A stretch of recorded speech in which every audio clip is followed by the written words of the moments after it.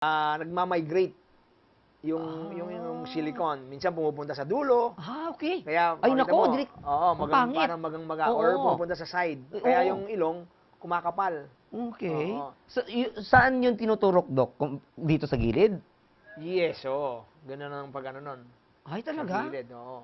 Kasi yung ano ko, excuse me sa mga kumakain ha, yung kaibigan ko kasi nagpaturok ng ganun, Doc. Sa Japan siya nagpaturok eh. Hindi ko alam kung sinong ano or I'm not really sure kung sa Japan o dito na, no? Pero kasi nag-Japayuki Japan siya siya, eh. oo. Nagja-Japan siya eh.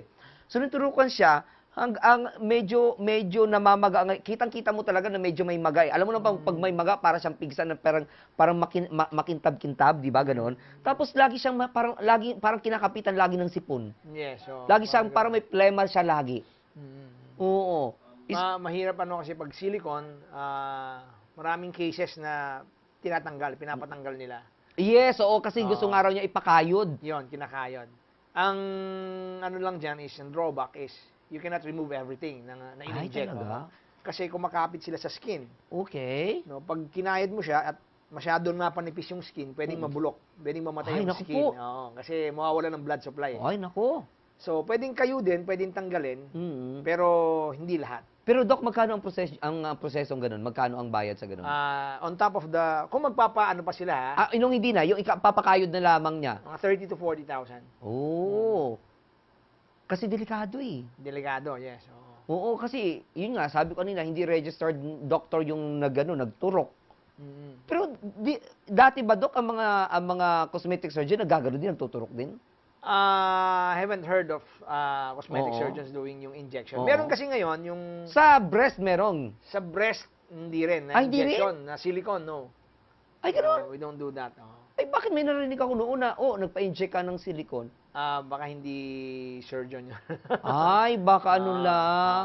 Oo, sabay kasi ngayon ang problema ngayon sa ating dito sa Pilipinas, Doc, dahil nga ang mga Pilipino at usually dati mga Pilipina lamang, ngayon pati Pilipino, pati mga kalalakihan na Pinoy ay nagiging metrosexual na rin at mahilig nilang magpaganda. So, kaya nagsulputan naman para nag-mushroom ngayon ang mga ang mga beauty clinic, mga derm clinic na Yes. hindi naman talaga mga authorized na magpaganon, Yes, yes. na magsagawa ng ganon. Ang problema, siguro may problema din tayo pagdating sa pagkuha ng ng permit na sa bagay kasi ang gusto lang naman kasi ng munisipyo ay makapag ka ng mga Maraming requirements revenues. mo, mga revenues. Kaya kahit hindi na lang siguro na alam kung ito ba ay tunay na doktor o hindi, ito magtatayo na to ng derm clinic. Di ba? May ini-inject ngayon na attorney na for the nose and for the breast. Pero yan yung mga hyaluronic acid, meaning hindi siya permanent. Okay. Pwedeng iturok sa nose. Ano rin yun, parang silicone din Parang yun. silicone din. Yes, oo. Oo. Ini-inject yun sa nose to Okay. make it, to have a bridge. Pero hindi permanent. When you say hindi permanent, ano siya? Mga 2 years. 2 years. 1 to 2 years. Ano yes. siya? Kusa siyang mawawala? Mawawala. Yes. So, hyaluronic yon. Ay magastos yun. Every 2 years ka magpapaturok. Yes. So, yun yung mga patients na ayaw magpa-opera. Okay. Yung iba gustong makita niya muna yung itsura niya Oo. na Kung may bagay nose, ba? kung bagay ba o hindi. They use the injection. Magkano yung ganun, Doc? Mga 40. Ay, mahal! 50,000. Mahal, yes, mahal. Bakit mas mahal yun? Samantalang after 2 years, machuchugi din. Sa breast, ganun din. Okay. Merong hyaluronic, yung Macrolane. Ano, advertisement yun. Okay. Product ba yun? Doc? Product yun. Product Okay. Macrolane. Oo. Ang ano lang is, yes, parang injection din siya. US din yun. US made. Yes, oo. Okay. Injection din siya, pero hindi rin siya permanent. Wow. And it's very expensive. Ay, talaga? Mas expensive ba siya dun sa breast augmentation? Kaya nga, yun ang tanong, bakit ganun? Bakit mas expensive pa siya? Mas expensive siya. Oo, bakit ganun? Hindi ko alam sa mga gumagawa. Sabay kasi sabay kasi kapag ikaw ang company o ang pabrika na gumagawa ng mga ganun, may mga added ka na doon, cost na ilalagay, sa iba-ibang ingredients na ang tawag sa ingredients pa ang tawag sa mga ganun para na makagawa ng isang ganyan. Yes. Okay. Pero pag silicone injection, yung like what you're saying na yung sa mga parlor. Yes, sa mga parlor lang. Mga surgeons hindi nag-inject ng Ayan nako. Ayan, tandaan silicone oil. Meron bang isa yung wax Wax. or paraffin? Okay, Parang yan. kandila yun. Kandila, Yes, may mga ganun din na ini-inject. Pero hindi gawa Hindi ng... doctors ang gumagawa nun. Ay, talaga? Nako, ayan ha, nako, babalayan sa inyo ha, babalayan ni Doc sa inyo na kapag may nag-offer sa inyo ng ganun na, uy, mura-mura lang to, 5,000 lamang, 10,000 lamang, tatangos na. 5,000, Kasi usually usually, 5,000. oh, di ba? 5,000, Kasi, yes, ano to kaya nga, kasi mabilisan lamang ito Yes, Oo, 5,000 murang-mura, kaysa naman pumunta ka pa sa cosmetic surgeon na napakamahal, abutin ka ng 60,000 o 40,000. Dito ka na sa akin, turok lang yan. Wala pang isang oras, tapos na ang operasyon. Yes, yes. Nako, ingat kayo doon. Dahil baka maging Pinocchio ang ilong ninyo. Delikado. Baka mamaya, may naamoy ako. Yung pala, ilong nyo lang ang nabubulok, naamoy ninyo.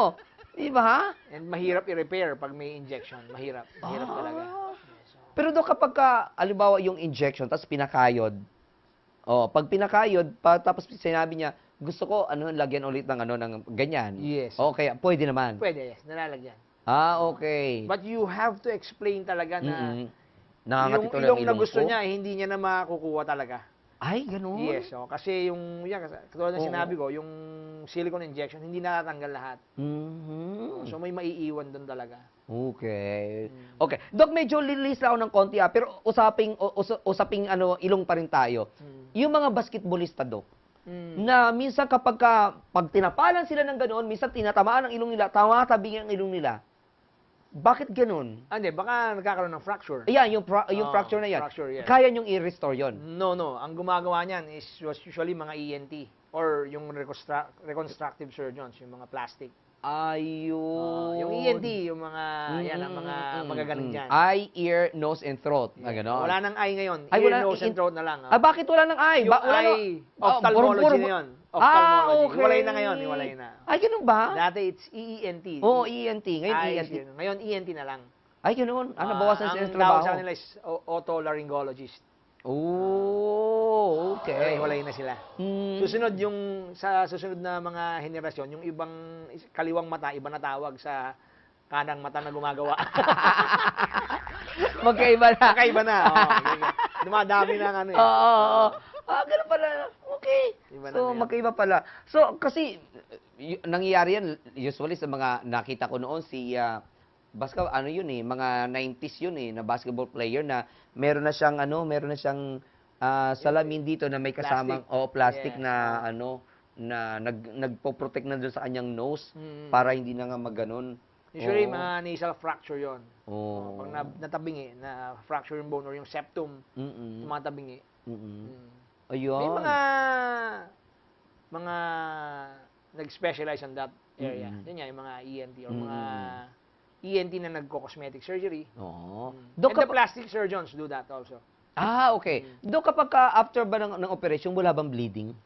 Meron, yes, merong bleeding. May mga gamot na binibigay para ma-lessen ang Ang bleeding. bleeding. Yes. oo. Saan nagbi-bleed? Yung loob ng ilong? Yung loob, yes. Yung Tas pinaghiwaan. lalabas? Yung pinaghiwaan, yung incision. Okay. Doon lumalabas yung blood.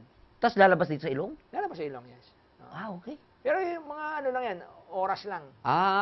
Parang sa pag binunutan ka ng ipin? Yes, right. Oo. Yes. Pag ganun, Dok, anong mo, tatapalan, mo lang? May gauze, then you apply cold compress, yung yellow, Okay. then may gamot na iniinom to lessen the bleeding. Okay. Wala bang nagkakaroon ng parang internal bleeding? Wala naman. Wala. Pag Kasi yung breast augmentation, Dok, parang meron yata nabubuo Yes, na yes, dugo, yes, di ba? yes. Anong tawag sa ganun? hematoma. Ayun, hematoma. Yeah. Sa ilong wala. Meron din, meron pero din. naglalay siya, natutunaw. Okay. Parang ganito yun kunyari may bleeding, no? Maliit yung cavity ng nose yung space ng Oo. skin to the Okay. maliit lang siya. Oo. So pag nagdugo, Mm. may ipon yung dugo diyan. Doon, oo. Mag-stop siya. Parang Okay. naiipit siya. Yes, oo. Pag nag-stop siya after a few Parang days, parang nasa kisame. yes. Oo, na hindi makano. Hindi makano. So Oo. na-stop na yung bleeding. We Mm. call that the tamponade. Then after that, mga 3 or 4 days, maglalays na yun, matutunaw yung dugo. Yun ang maganda pala. Ma-absorb na ng katawan. Oo. Pero pag sa breast, Mm-mm. pag marami, you have to evacuate. Ay, Tanggalin. talaga? Naku, ayoko na magpa-breast augmentation. Nakakatakot. Hindi na balik pasas na lang siya. Pasas. Kasi malaking cavity ng breast So pag Okay. nagkaroon ng hematoma, Dapat dapat tanggalin. Tatanggalin. Evacuate. So ano yung another operation uli? Yeah, oo.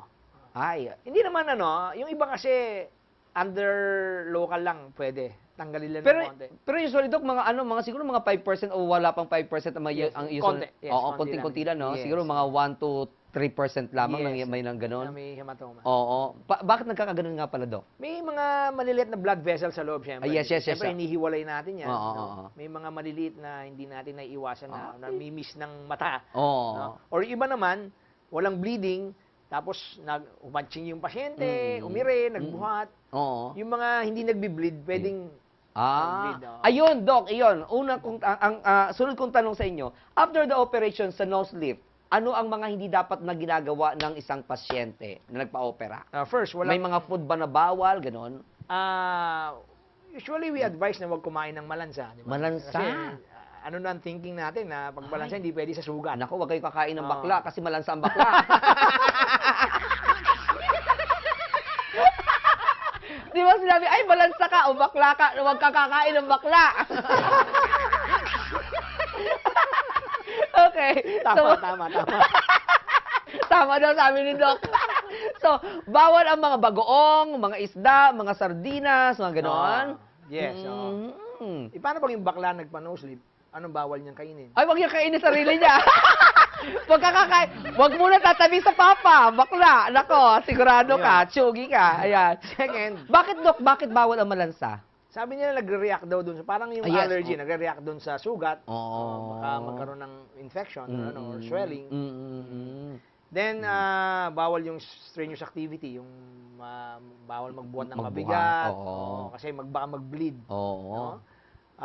Yung excessive smiling, yung Oo. tulad yung Yes, sinasabi yes, mo yes, ng yes, kaibigan yes. mo, Oo. hindi pwede masyadong ngumiti. Kasi Oo. nahihila yung tahi. Oo. Oo. Doon lang naman yun sa may mga tahi. Doon lang. Pero sa pag mga Gore-Tex na ganyan, okay lang tumawa. Okay lang rin, yes. Okay lang. Mhm. At saka, Doc, okay lang ganunin? Pag Gore-Tex, yes, pwede. Pwede mong ganyan-ganyan. Kasi Pag ganun, iyon, pag silicone, pwede rin pero may limitation. may Yes. limitation. Kasi mararamdaman mo, gumagalaw. Saka yung autologous, Autologous. okay lang ganunin. Yes, definitely. Yes, pwede. Okay. Mhm. Doc, paano kapag tumanda ka na? Ay, sandali muna, doon muna tayo sa ano. So, ano pa mga bawal? Mga tedious activities, bawal ang malansa, bawal tumawa ng kapag kami, basta dumaan ka lang naman doon sa pagpapalit ng butas ng Yes, ilong mo, okay, pag no? So far, yun lang naman. Yes, so bawal yung matamaan, syempre. Yeah, You have oo. to protect the nose. Kasi So, ano iba, sinasabi nila, natamaan kasi ng bata or ng Oo. biglang lumabas or gano'n. Oo. So, ano yun, Doc? Kailangan nakagas mask ka pagkatapos ng operation? Hindi naman. Usually, we give the mask. The mask. Oo, Oo. para Mm. cautious yung pasyente na may ginawa Yeah, sa kanya. Kasi oo. minsan, pag wala, Oo nga. nakakalimutan niya. Yes, that's right. Nakakalimutan Correct. ng pasyente na may ginawa Oo. na nahangga niya. Oo. Pag may ganon, baka may caution na